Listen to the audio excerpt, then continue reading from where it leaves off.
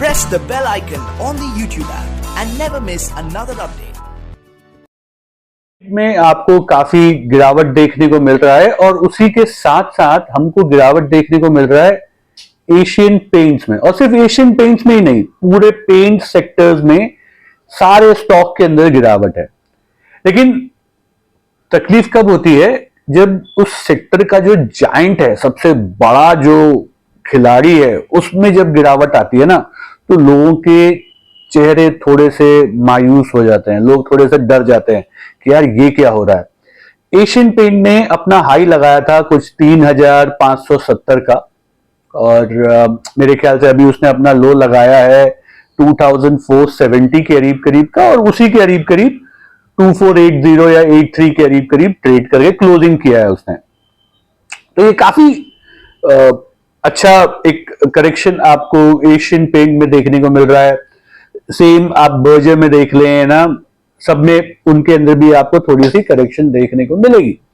अब सवाल ये आता है कि भैया ये ऐसा क्यों देखने को मिल रहा है। तो बहुत सारे लोगों का मानना ये है कि भैया बिरला ओपस जो आया है उसने बहुत टफ कंपटीशन दिया है, इसमें कोई दो राय नहीं है कि बिरला की जो ब्रांड पावर है वो काफी अच्छी है और बिरला ओपस काफी अच्छा प्रोडक्ट लेके आया है, और कंपटीशन तो आपको देगा ही, इसमें कोई दो राय नहीं है।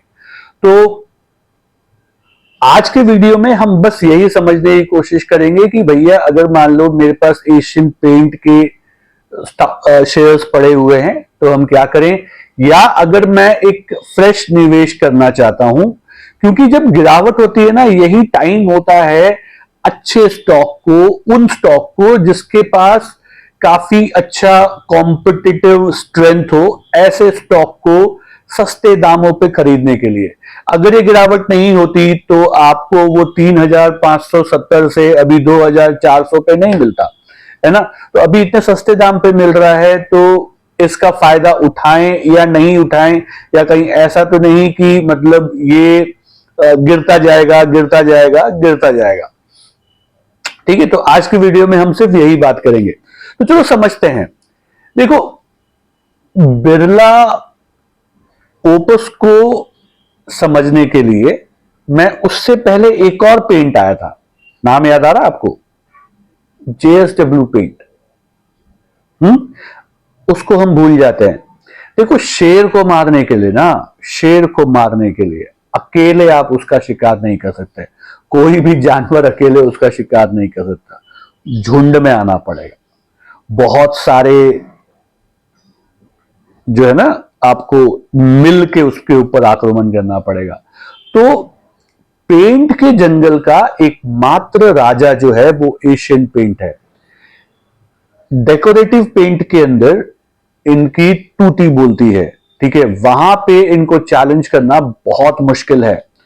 सबसे ज्यादा जो डेकोरेटिव पेंट्स के अंदर जो शेयर्स हैं वो इनके ही हैं, जो बिकती है, जो बिकवाली होती है पेंट्स की, इनकी ही होती है।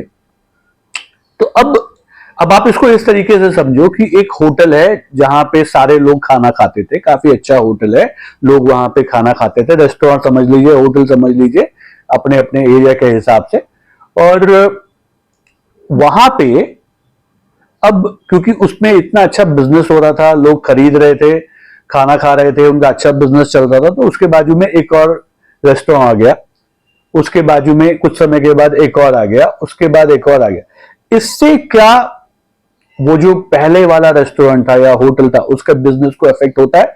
जी बिल्कुल होता है, लेकिन उनके अपने एक लॉयल कस्टमर्स होते हैं, वो हमेशा वहीं जाएंगे, शुरू से वहीं पे उन्होंने खाना खाया है, वो वहीं जाएंगे और कहीं नहीं जाएंगे, अनटिल अनलेस उनको वहां पे ऐसा लगे कि यार अब इनका जो क्वालिटी है, जो खाना देते थे वो थोड़ा खराब हो गया, आप वहीं पे जाओगे, या आपके साथ कोई बदसलूकी ना हो जाए, आप वहीं जाएंगे, है ना। या जो दूसरा रेस्टोरेंट जो है वो आपको इतना ज्यादा डिस्काउंट दे दे खाने पे कि आप उसको मना ना कर पाओ।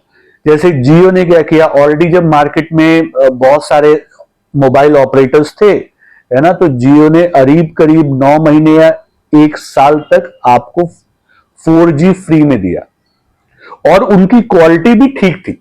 अब ये नहीं कि मतलब आपने फ्री में दिया लेकिन क्वालिटी खराब है, क्वालिटी खराब है तो फिर कोई आपके पास टिकेगा नहीं। तो उनकी क्वालिटी भी ठीक थी और उन्होंने आपको फ्री दिया।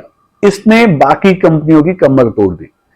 अब बिरला ओपर्स या JSW पेंट, इन लोग डिस्काउंट तो दे रहे हैं लेकिन उतना नहीं दे सकते कि इनकी कमर टूट जाए। तो इन लोग एक लिमिटेशन में डिस्काउंट दे रहे हैं।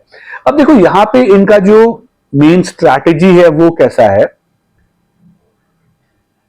जितने भी पेंट बेचने वाले जो है ना दुकानें होती हैं, ये नॉर्मली सीमेंट की बोरियां भी रखते हैं, है ना। और बिरला जो है वो बिरला ओपस जो पेंट है उनका सीमेंट भी आता है ग्रासिम के नाम से, आपको पता हो ग्रासिम भी बिरला का ही है। JSW सीमेंट आता है। ओके, तो अब इन्होंने उन जो दुकानदार है उसके साथ डीलर जो होता है वो अपना प्रस्ताव पेश करता है कि भैया अगर आप सीमेंट के साथ साथ इसको भी प्रमोट करेंगे तो मैं आपको और ज्यादा है ना कमीशन दूंगा।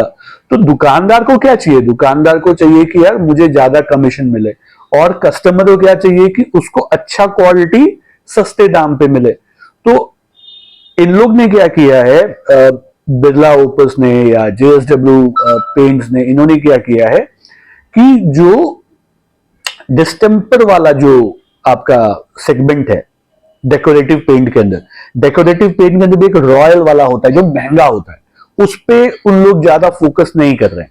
इन लोग फोकस कर रहे हैं जो आपका प्लास्टिक पेंट है या आपका इमल्शन जिसको बोलते हैं ना डिस्टेंपर जो है, इसके ऊपर फोकस कर रहे हैं, क्योंकि ये सबसे ज्यादा गांव एरिया में, ग्रामीण एरिया में यार रॉयल कोई नहीं लगाता, सब डिस्टेंपर या प्लास्टिक पेंट ये लगाते हैं, मैक्सिमम यही बिकता है ना।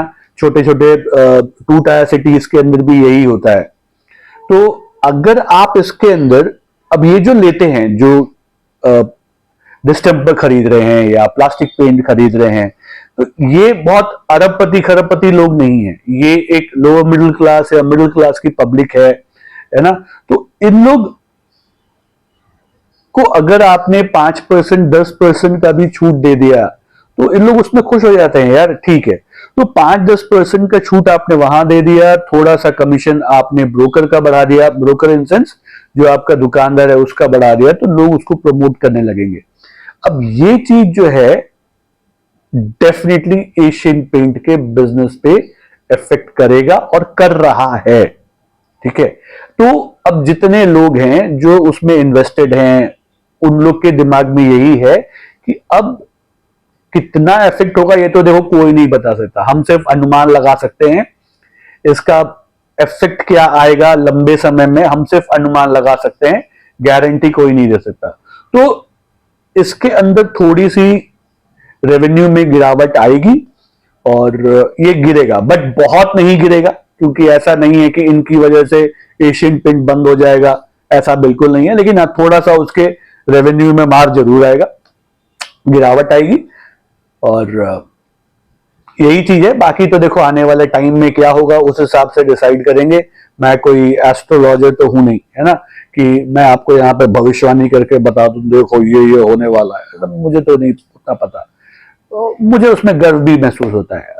आजकल के कैसे हैं, आजकल के जितने भी इन्फ्लुएंसर है ना, वो सब पता है, आप उनसे कुछ भी पूछो उन्हें पता है। वो एक पेपर में आर्टिकल पढ़ के आएगा, वो आके आपको चिपका देगा, वो कहीं से किसी का वीडियो देखेगा, वो आके उसे खुद कुछ पता हो ना पता हो लेकिन आपको दिखा देगा वीडियो में, सब पता है, ठीक है। तो भाई मेरे को ज्यादा ज्ञान नहीं है भविष्य का, भविष्य में क्या होगा, जो मुझे लगता है मैंने आपको बता दिया, ठीक है।